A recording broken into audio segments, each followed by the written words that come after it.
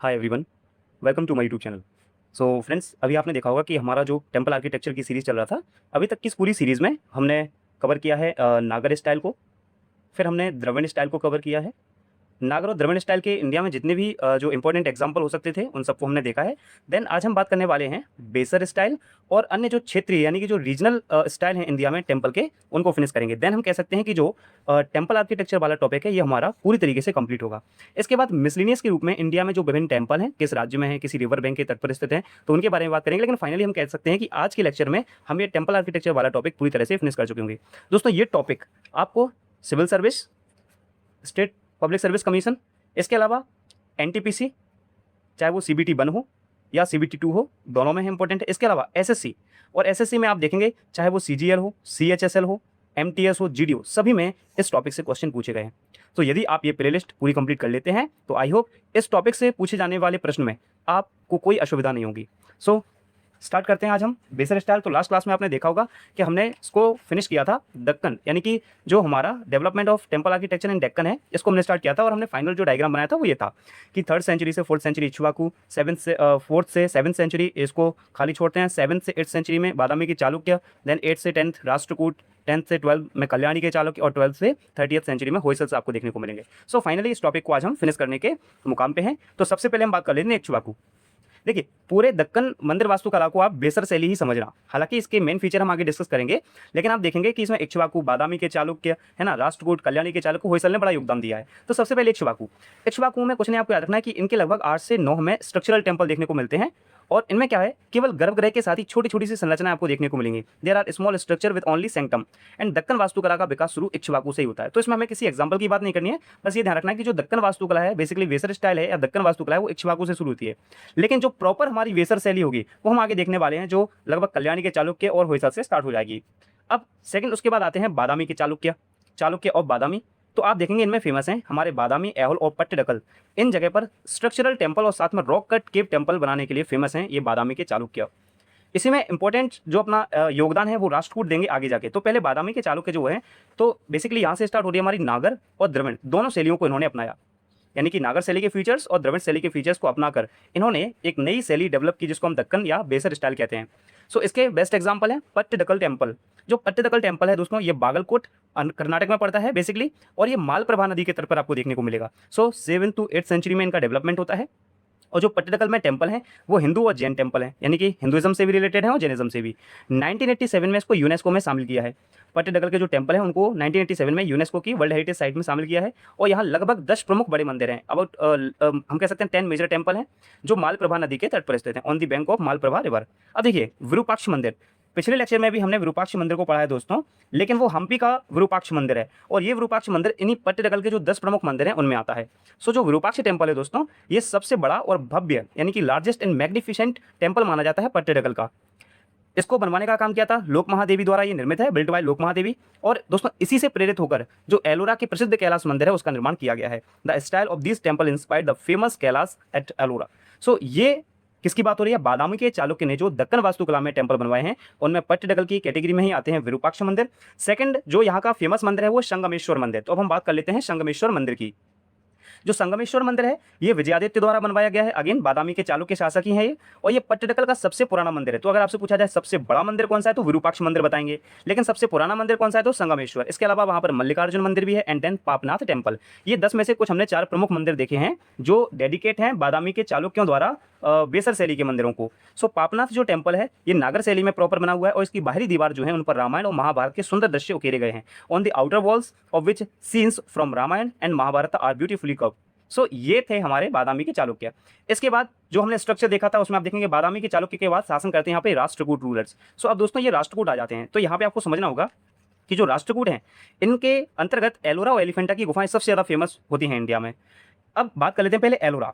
देखिए, एलोरा में total 34 caves हैं, 34 गुफाएं हैं दोस्तों। इन 34 गुफाओं का कुछ क्रम ऐसे है कि इसमें से पहले से लेकर 12 यानी कि 1 नंबर से लेकर 12वें नंबर की जो गुफा है वो डेडिकेटेड है बुद्धिज्म को, यानी बौद्ध धर्म से संबंधित है। और इनको पेट्रोनेज यानी कि इनको संरक्षण दिया है कल्चुरी शासकों ने और चालुक्य शासकों ने। इसके बाद जो गुफा नंबर 13 से 29 है वो डेडिकेट है हिंदुइज्म को, यानी हिंदू धर्म को, और इसको संरक्षण दिया है राष्ट्रकूट रूलर्स ने। देन जो गुफा नंबर केव नंबर 30 से 34 है वो बेसिकली जैन धर्म को संबंधित है, लेकिन जैन धर्म में भी दिगंबर शाखा से, जो उनके अंदर एक ब्रांच है जैनियों की जिसको हम बोलते हैं दिगंबर, सो दिगंबर को ये डेडिकेट है और इनको भी पैट्रोनेज देने का काम, यानी कि इनको भी संरक्षण देने का काम राष्ट्रकूट शासकों ने ही, राष्ट्रकूट रूलर ने ही किया है। अब यहाँ पर हमारे लिए फेमस क्या है, आप देखेंगे गुफा नंबर 30 से 29 जो कि हिंदू धर्म को संबंधित है, वहाँ पर जो गुफा नंबर 16 है, 16वीं गुफा नंबर है, बेसिकली वहाँ पर है कैलाशनाथ टेम्पल या कैलाश मंदिर। दोस्तों ये जो कैलाश मंदिर है ये उस समय के राष्ट्रकूट शासक कृष्ण प्रथम द्वारा निर्मित कराया गया था 8th सेंचुरी में, यानी 8वीं शताब्दी में कृष्ण प्रथम जो कि एक राष्ट्रकूट शासक हैं उनके द्वारा कैलाश मंदिर जो है ये बनवाया गया है। दोस्तों ये जो मंदिर है ये world largest monolithic rock cut cave temple है, ये विश्व का सबसे बड़ा रॉक कट गुफा मंदिर है, यानी गुफाओं को काटकर बनाया गया मोनोलिथिक अगर कोई टेम्पल पूरे विश्व में सबसे बड़ा इसका एग्जाम्पल है तो वो है कैलाशनाथ टेम्पल जो हमारे एलोरा में है। बेसिकली आप देखेंगे मंदिरों को हमेशा नीचे से ऊपर की ओर बनाया गया है, लेकिन कैलाशनाथ टेम्पल की एक अद्वितीय विशेषता, यूनिक फीचर ये है कि यहाँ गुफाओं को जो पहाड़ होते हैं, जो केव्स हैं, उनको ऊपर से नीचे की ओर काटकर इस मंदिर को पूरी तरह से बनाया गया है। इसकी लोकेशन है छत्रपति संभाजी नगर, जिसको पहले औरंगाबाद कहते थे, महाराष्ट्र में, ये इसकी प्लेस या लोकेशन है। इसके अलावा आप देखेंगे कल्याणी के चालुक्य आते हैं फिर, तो यानी हमें याद रखना है जो बादामी के चालुक्य हैं उसमें फेमस हैं, सॉरी जो राष्ट्रकूट हैं उनमें फेमस कौन है, उनमें फेमस है हमारे कैलाश मंदिर और एलोरा एलिफेंटा की केव्स। क्लियर है। इसके बाद आते हैं हमारे कल्याणी के चालुक्य, तो पहले बादामी के चालुक्य, फिर राष्ट्रकूट और अब आते हैं कल्याणी के चालुक्य। दोस्तों 10वीं से 12वीं शताब्दी के मध्य आपको कल्याणी के चालुक्य देखने को मिलेंगे और यहाँ से प्रॉपर बेसर शैली का उद्भव होता है। बेसर शैली क्या होती है वो आगे देखेंगे, तो बेसर शैली का उद्भव होता है कल्याणी के चालुक्य जब शासन करते हैं उस टाइम पे। देन उसके बाद होयसल आते हैं। होयसल टाइम पीरियड पर आप देखेंगे जो वेसर शैली होगी दोस्तों वो अपने चरम पर होगी, पीक पर होगी, तो the Vesara style reached its peak on in the time period of Hoysala, यानी कि होयसल के शासनकाल में जो वेसर शैली है वो अपने चरम पर पहुंच चुकी थी। इनकी जो खास विशेषता है कि इनका जो प्लेटफॉर्म होता था, जो मंच होता था, जिसको हमने पहले पढ़ा कि हम मंच या प्लेटफॉर्म को जगती भी कहते हैं, वो स्टार शेप्ड में है, तारामय शेप में है। तो आप मेरा पहला लेक्चर देखेंगे वहाँ पर अपने प्लेटफॉर्म की डिजाइन बनाई थी, जैसे आयताकार हो सकता है, गोलाकार हो सकता है, उसी टाइम पे मैंने आपको बताया था कि स्टार शेप्ड में भी हो सकते हैं।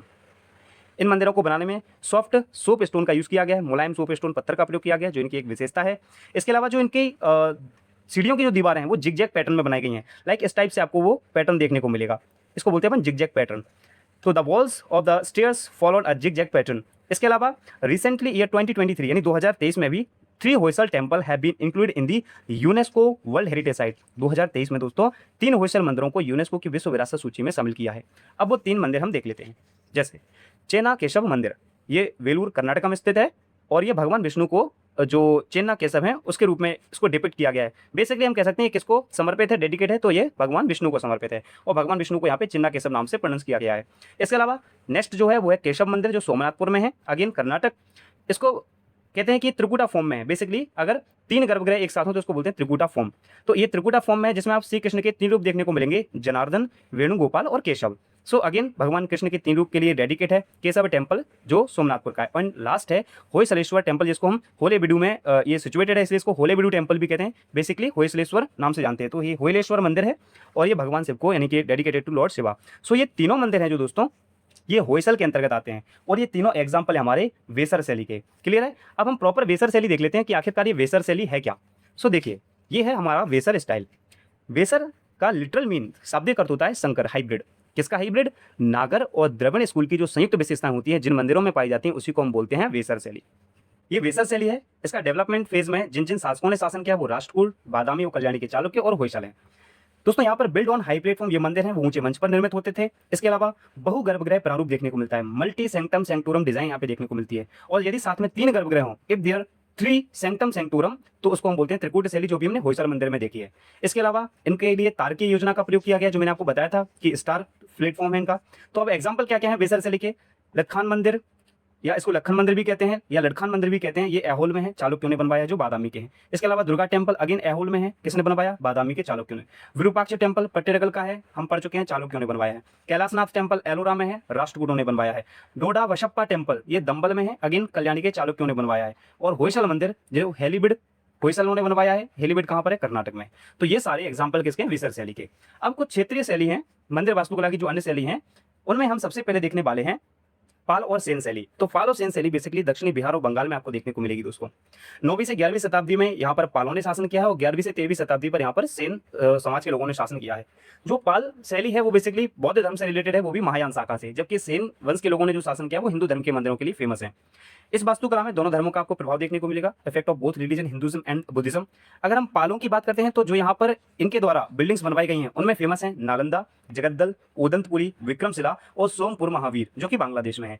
और सेन शासकों में आप देखोगे तो ढाकेश्वरी मंदिर है जो बांग्लादेश में है। तो पाल और सेन के द्वारा ये अलग से एक वास्तुकला विकसित हुई है जिसको हम बोलते हैं पाल या सेन टेम्पल आर्किटेक्चर। दूसरा यहाँ की खास विशेषता है कि बांस की झोपड़ियों की भांति वक्राकार या ढलुआ छत थी यहाँ पर। तो ये देखो, ये वक्राकार और ये बांस की जो झोपड़ी होती है उस शेप में इसको बनाया गया है। So like the bamboo huts have curved और स्लोपिंग रूफ्स, जिसको नाम दिया गया है बांग्ला छत या बांग्ला रूफ। इसी को बाद में किसने अपना लिया है? मुगल वास्तुकला में इसको अपनाया गया है लेटर ऑन। पक्की ईंट और मिट्टी का इसमें प्रयोग हुआ है, यानी कि जो बेक ब्रिक्स होती हैं, और साथ में क्ले का यूज हुआ है। और इसका एग्जांपल है बराकर में सिद्धेश्वर महादेव मंदिर, ये यहाँ का इनके आर्किटेक्चर का एक एग्जांपल है। सो ये हो गया हमारा पाल और सेन। इसके अलावा दोस्तों लास्ट में हम बात करते हैं अहोम शैली की। 12 से 14वीं शताब्दी के मध्य एक क्षेत्रीय शैली है। जब पाल शैली के साथ साथ जो ताई रूलर्स इंडिया में आते हैं वर्मा से, इन दोनों के कॉम्बिनेशन से जो एक मंदिरों की नई शैली आती है उसको बोलते हैं अहोम शैली। सो अहोम शैली और कुछ नहीं, जब पाल शैली के साथ साथ ताई शासकों के द्वारा यानी वर्मा, जो म्यांमार आज के समय में वहां के शासकों द्वारा जो एक कॉम्बिनेशन होता है टेंपल बनाने का, उसको बोलते हैं अहोम। इसका बेस्ट एग्जांपल है Kamakhya temple which is very famous in India.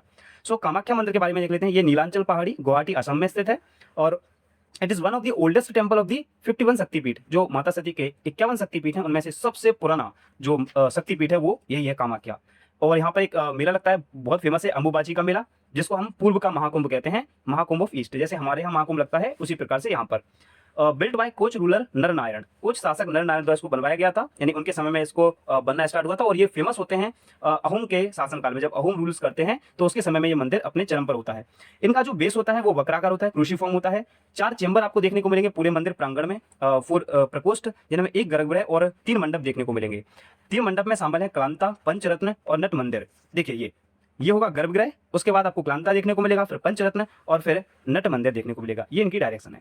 सो आगे देखेंगे, देयर आर 3 गेट्स। इन मंदिरों में प्रवेश के 3 द्वार होते हैं। जो फर्स्ट गेट होता है उसको शक्ति समृद्धि द्वार कहते हैं, एंड जो सेकंड गेट होता है उसको मोक्ष द्वार कहते हैं, और जो तीसरा गेट, थर्ड गेट होता है उसको अन्नपूर्णा द्वार कहते हैं, क्योंकि यहाँ पर जो ये माँ है इनको बेसिकली अन्न का पूर्ति करने वाला माना जाता है, सो इसको अन्नपूर्णा द्वार कहते हैं। और लास्ट में दोस्तों यहाँ पर किसी स्टैचू की पूजा नहीं होती है, यहाँ पर योनि वर्शिप होती है, योनि पूजा होती है। सो ये हमारे टेंपल आर्किटेक्चर की कुछ प्रमुख बातें थी जो आज के लेक्चर में हमने फिनिश की। तो इस प्रकार से हमारा जो टेंपल आर्किटेक्चर है दोस्तों वो कंप्लीटली फिनिश होता है। तो हमने एक एक बारीकी को ध्यान रखा है इस पूरी सीरीज में, एक एक फैक्ट को याद रखा है, कॉन्सेप्ट को याद रखा है, और अब इन टॉपिक से बनने वाले क्वेश्चंस को आप बड़ी आसानी से डील कर पाओगे, जो कि किसी भी एग्जाम में पूछे जाए आपसे। यहाँ तक कि सिविल सर्विस में, मेंस में भी पूछे जाने वाले प्रश्नों को अब आप डील कर सकते हो, अगर आपने इस पूरी सीरीज को बहुत अच्छे से कवर किया होगा, एक एक विशेषता को ध्यान से देखा होगा। सो आई होप ये सीरीज आपको पसंद आई होगी। तो इस सीरीज़ को अपने दोस्तों के साथ शेयर करें। साथ ही आगे ऐसे ही महत्वपूर्ण कॉन्सेप्ट्स और टॉपिक के लिए हमारे चैनल को सब्सक्राइब करें और बेल आइकन प्रेस करें, ताकि आने वाले क्लासेस के नोटिफिकेशन आपको मिलते रहें। नेक्स्ट क्लास में मिलते हैं अगले टॉपिक के साथ, तब तक अपना ध्यान रखें। धन्यवाद।